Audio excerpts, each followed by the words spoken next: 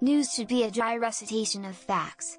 If it isn't, then it's an opinion intended to stir your emotions into clouding your judgment. It's so hard to find a news outlet that will just present the information without spin, without trying to push you one way or another. I just want to know what happened so I can decide whether I like it or not. Why is that so hard to find? Quit telling me what to think. The thing is, even with dry recitation of facts, some news outlets only select certain truths to tell you. While technically it may not seem like lying, omission of facts is still lying? Yes, like a Huffington Post article about 2 lawyers that might get sentenced to life in prison for vandalizing an empty police car. Didn't mention that they threw Molotov cocktails, which are considered explosives, at it. So no, it isn't vandalism, it's destruction of federal property with an explosive device. Edit, I'm not replying to comments anymore for my sanity. Or the lack of mention of Sian Miller and Shania Gilmore by pretty much every major news source. What's the conspiracy here? There's literally dozens of murders every day in the US. What about this case? Is the media hiding from us? It's selective reporting. That's why people care so much about the Wendy's guy and don't care about this case. The New York Times is biased as hell, but I get they're too big to do these stories. The Guardian though publishes crap like Trump had his tie-and-tighter half-brother of black man killed in police shooting, so this is exactly in their scope of practice. The media can't report on every murder that happens. In the case you mentioned, the alleged murderer was taken into custody and charged, as is customary. A lot of the murders that are getting pressed now, specifically police murders of citizens, are getting it because the cops aren't facing proportional discipline for breaking the law and use of force policy. Honest question, because I'm lost, what are currently considered to be the most unbiased news sources available? BBC is dry as can be. A great source for middle of the road even if it's boring in its reporting. A big part of that is not being beholden to advertisers. They're funded by other means, if I'm not mistaken. NPR and PBS, and BBC. Honestly, if you're watching anything, and they tell you how to feel, that's not news. If they are explaining why you should feel a certain way, that's not news. This is different from explaining why something is important. Example, the US has pulled out of place, as of this date, removing the support for group, and leaving place open to insertion by other group. Add some historical context. Example, the US has pulled out of place, as of this date. This is terrible for leader, because of implication, and conjecture. Further pontificating on possible outcomes without any real evidence or proof. First is news, second is opinion. Edit, if being pro-science, and having informed people interviewing informed people is biased or liberal, then I guess. What does that mean about the other political ideologies? Also, I'd like to add that all news sources have programs that are editorials. NPR and PBS, and BBC also, do the service of actually labeling them as such. There is a level of transparency not found on for-profit news channels, and there is in the intentional blurring of the lines between news and editorial.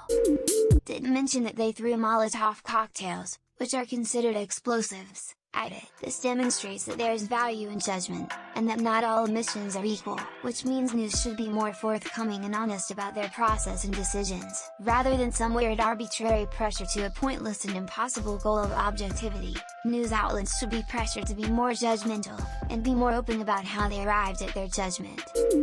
I just encourage everyone to never depend on one news source in particular. I always try to read at least 2 different articles before making an opinion on something. Also, in police instances, I try to read some of their reports and view the body footage. Judgment doesn't belong in journalism. They can save their personal opinions for the opinion column. Some of the things that should be the gold standard for journalism are objectivity, extensive fact-checking, multiple sources, and honesty. Good journalism means being unbiased, and leaving your own opinion out of the stories. Unfortunately, it's rare to see this duty being fulfilled in journalism today. Modern journalism is a joke. Okay, wow, should anyone get life in prison for destruction of one federal officer's car though? I'm sure HuffPo made it sound less bad, but it still doesn't sound like the kind of thing anyone should get life in jail for. Shit. Rich bankers destroyed millions of people's lives and never get shit for punishment. Rapists eventually get out of jail, but these two could face life. I'm not justifying the prison sentence, I'm providing an example of how media can manipulate facts they give and how it can mislead people. Furthermore, The same facts can be presented in different ways depending on what narrative they are trying to present. Statistics are very easy to manipulate. For example, imagine one person died yearly from an obscure illness. If then 1 year 3 people die from that illness, it can't be presented as a 300% increase in deaths related to that cause. The public response would be completely different given the same fact but presented in different ways. This is just one of many examples in which news outlets can be dishonest even when presenting the facts. Very good point indeed. Fatal shark attacks increased 500% this year. Terrifying. Changed it to in 2019. Worldwide shark attacks increased from 1 attack in 2018 to 6 attacks in 2019. 500%. No big deal. Now imagine this. Fatal shark attacks increased 500% at one beach in California. Time to get worried again. Exactly. One reason I broke up with the New York Times after 20 years of reading it was because their favorite slant on an event was little guy, usually minority, screwed by this system. Then I'd get to the crux of the article and I'd see it as random crap that happens or people didn't adult properly so something happened to them or person took out huge loans and should have taken less risk. It's impossible to remove bias. Even with reporting just the facts, someone has to select which story goes first, where on the page it is, what headline it receives. Impossible, I agree, but the news today doesn't even make an effort. The headline can change the entire perception and reception of the article. Even if the article is word for word identical to another outlet's publication, if one has an extremely slanted and biased headline, while the other is a more apt and direct one, a person's view/outlook is automatically changed before they even read the first sentence. Clickbait headlines are insane now. Absolutely. Also, people are unwilling to fact-check and educate themselves on what's actually happening. They like to hear things that they think fit their narrative and their personal biases and opinions. It's so frustrating to see people make wild accusations and stereotype and take things out of context and they won't listen when corrected. This is the problem I face. There's so much on the internet these days that is set up to look legitimate and is extremely convincing that even smart people can be easily fooled. Unless you actually witness something yourself, how do you truly know? Exactly.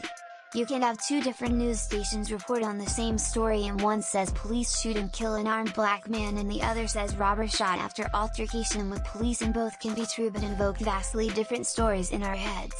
Most news does tell straight facts, it's just the facts they choose to present in the way they present them that creates bias. I agree, but this isn't unpopular. I fear that many people think they want an unbiased news source, but when push comes to shove they'd rather stick with one that tells them what they want to hear. The agenda of media as a whole is one of the most divisive forces in the world today. It really is a shame, because the tool of media is so valuable and could be used for overwhelmingly positive things. If no digital media existed, I'm 100% confident all of our cultural issues would go away in America. Most outrage is manufactured.